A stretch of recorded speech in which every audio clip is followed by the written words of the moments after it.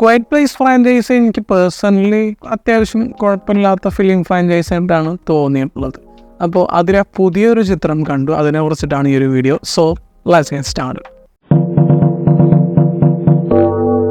ബാക്കി quiet place സിനിമകളിൽ കാണുന്ന ഇവൻസിൻ്റെ തുടക്കഭാഗം എവിടുന്നാണ് എന്നാണ് ഈ ഒരു സിനിമയിലൂടെ കാണിക്കുന്നത്. ഒരു ഹൊറർ എലമെൻറ്റ് വെച്ച് പോകുന്ന സിനിമകളിലെ മെയിൻ കാര്യമായിട്ട് എനിക്ക് തോന്നിയിട്ടുള്ളത് ഈ സൗണ്ട് ഡിസൈനിങ് അത്രയും നൈസായിട്ട് വരണം എന്നുള്ളതാണ്.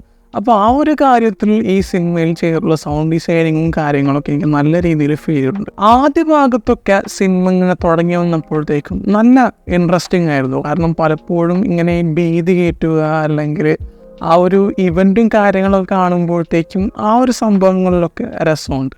ആദ്യ ഹാഫ് വരെ നല്ല രസമാണ് ഈ ഒരു സിനിമ കണ്ടു പോവുക. ഈ ഹൊറർ പോലെയുള്ള കാര്യങ്ങളൊക്കെ അത്രയും എഫക്റ്റീവായിട്ട് അതുവരെ വർക്കാവുന്നതുകൊണ്ട് വലിയ സീനൊന്നും ഇല്ല. പക്ഷെ ലേറ്റർ ഹാഫിലോട്ട് വരുന്ന സമയത്ത് ഈ സിനിമ ഒരു ഇമോഷണൽ കണക്ഷൻ ഉണ്ടാക്കിയെടുക്കാൻ ശ്രമിക്കുന്നുണ്ട്. അത് ചിലപ്പോൾ കണക്റ്റ് ആവുന്നുണ്ട്, എന്നാൽ ചിലപ്പോൾ അങ്ങോട്ട് കണക്റ്റ് ആവുന്നില്ല. അങ്ങനത്തെ ഒരു പ്രശ്നമുണ്ട്. ക്യാരക്ടേഴ്സിനെ ഫീൽ ചെയ്യണം, അതില്ലാണ്ട് ഒരു സിനിമയും കാണാൻ പറ്റില്ല. പക്ഷെ ആ ഒരു സംഭവം ഇവർ കൊണ്ടുവരാൻ നോക്കിയപ്പോൾ അതൊരു പാർട്ടുകളിൽ മാത്രം വർക്കാവുന്നൊരു സംഭവമായിട്ടാണ് അത് മാറുന്നത്. എന്നാൽ ഇങ്ങനെ പോയിട്ട് പിന്നെ റൂട്ടീനായിട്ട് കാണുന്ന ഒരു എൻഡിങ്ങും അങ്ങനെയൊക്കെ വെച്ചിട്ടാണ് ഈ ഒരു സിനിമ പോകുന്നത്. ആദ്യ ഭാഗത്ത് കണ്ട ആ ഒരു ഇമ്പാക്റ്റും അല്ലെങ്കിൽ അത്രയും പിടിച്ചിരുത്തി കൊണ്ടുപോകുന്ന ആ ഒരു സംഭവം ലേറ്റർ ഹാഫിൽ എനിക്ക് അങ്ങനത്തെ ഒരു ഫീൽ വന്നില്ല.